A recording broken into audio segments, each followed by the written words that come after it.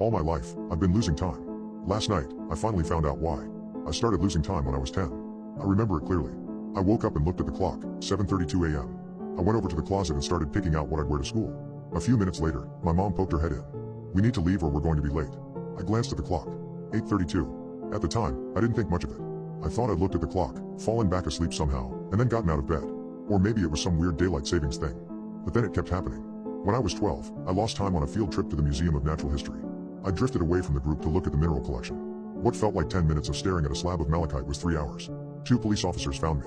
I wasn't allowed on any more field trips after that. It kept happening as I got older. At 16, I was supposed to meet my crush at the school dance. I went to the bathroom, only to come out and find him dancing with someone else, 2 hours later. At 22, I lost half a day after a heavy night of partying. I told myself it was the alcohol, that I just blacked out, but I knew better. At 25, I missed a friend's entire wedding while getting ready. At 28, I unwillingly spent 2 hours in the bathtub while getting ready for a date with my now husband. My fingers were so pruny.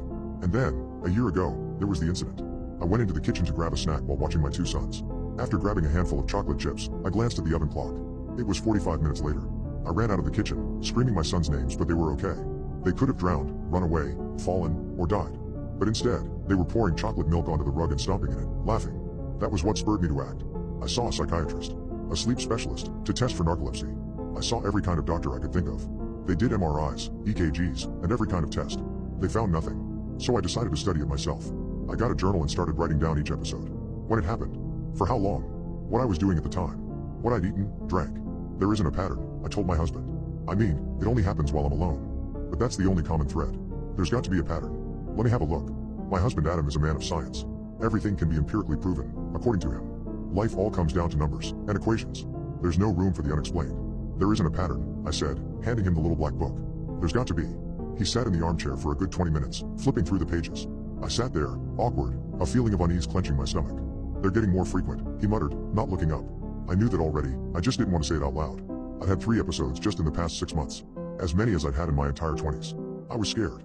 He blew out a breath. "I don't know what to tell you, Becca. You're right. I don't see an obvious pattern." So we were back to square one. Over the coming months, the incidents grew closer together. 2 months apart. Then 3 weeks. Then 4 days. I started refusing to go anywhere alone, for fear I'd lose time. "Is this really necessary?" Adam asked as he accompanied me to the bathroom. "Yes," I replied, through the crack in the door. "Can't we just close the door? I'll keep checking on you. Every 5 minutes. Promise." "Okay. Promise?" "Promise." I got out of the bathroom 2.5 hours later. Adam was sitting on the floor, pale and panicked, holding a bent bobby pin. "I kept calling out to you. After about 10 minutes, you didn't answer. So I got this bobby pin and I thought I could pick the lock, but I couldn't end." I sat on the floor and hugged him. "It's okay," I whispered. "It's not okay. I have to admit, there was a part of me that didn't believe you. I mean, that was the only explanation." And he faltered. "I'm so sorry. It's okay." Somehow, that made me feel better. Stronger. I had to be strong for him. I had to beat this. "Why don't we go out this weekend? Family outing?" I forced a laugh. "Then I won't be alone." "That sounds nice," he said. It had been a while since we'd been out. This problem consumed us, eating our sanity and our time until there was nothing left. On Friday evening, I put on a little makeup, my favorite outfit, and then we packed up in the car. "Where are we going?" Ben asked. "I want to watch TV," Liam said. "We're going to have a nice dinner, and then we're going to walk around and see all the Christmas decorations in town." "That sounds boring," Liam said. "It's so cold," Ben added. I clicked the straps of the car seat into place. "It'll be fun. I promise." I got in the driver's seat. Adam got in beside me, and then we were off. I started up the car, pulled out of the driveway. We were halfway there when it happened. An 18-wheeler in the other direction. Headlights blazing. Going too fast for the icy weather. It swerved over the line. No, no, no. It was coming so fast. Careening towards our tiny Accord. I had no time to react. No time to swerve. No time to. Click. Darkness. Is this the afterlife? Did I just die? My mind scrambled for an explanation. Oh, God. Ben. Liam. Adam. They're all gone. My poor babies, my sons, my. No. There was something else. Carpet under my feet. The smell of Fruit Stripes gum is in the air. Thumping steps from somewhere under me. Huh? My eyes flicked open.